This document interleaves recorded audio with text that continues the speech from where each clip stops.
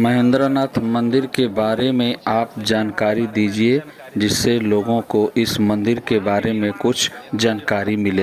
यहाँ प्राचीन काल में बिल्कुल जंगल था। यहाँ के नरेश नेपाल नरेश हुआ करते थे। नेपाल स्टेट का समागम कुछ तक था। उसी समय अपने राज्य में भ्रमण करने के लिए राजा वीर विक्रम शाह चले थे। भ्रमण करते समय उनको यहाँ शाम हो गया। शाम होने के बाद यहाँ ठहर गए। ठहरने के बाद जो है तो बिल्कुल यहाँ जंगल जहाँ था। पहले का जो आधुनिक न कोई सवारी था, न पीने के जल के लिए कुआं या नल था। ठहरने के बाद अपने खनसामा से पहले नौकर को लोग खनसामा कहते थे, कहे कि कहीं से जल लाओ। वो बेचारा जल ढूंढते ढूंढते आया तो जहाँ भगवान की उत्पत्ति हुई है यही एक पीपल का पेड़ था। उस पीपल के पेड़ के नीचे कुछ जल था।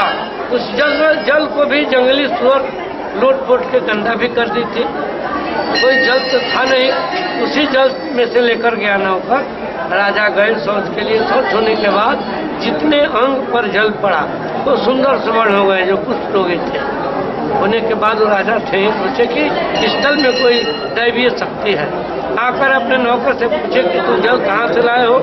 नौकर कहा कि हजूर चला जाए जहाँ से लाए हैं, हम वहाँ ले चलते हैं। वो आए, जहाँ से लेकर जल गया था वहाँ लेकर आया। जल देखते ही राजा लोटपुट गए।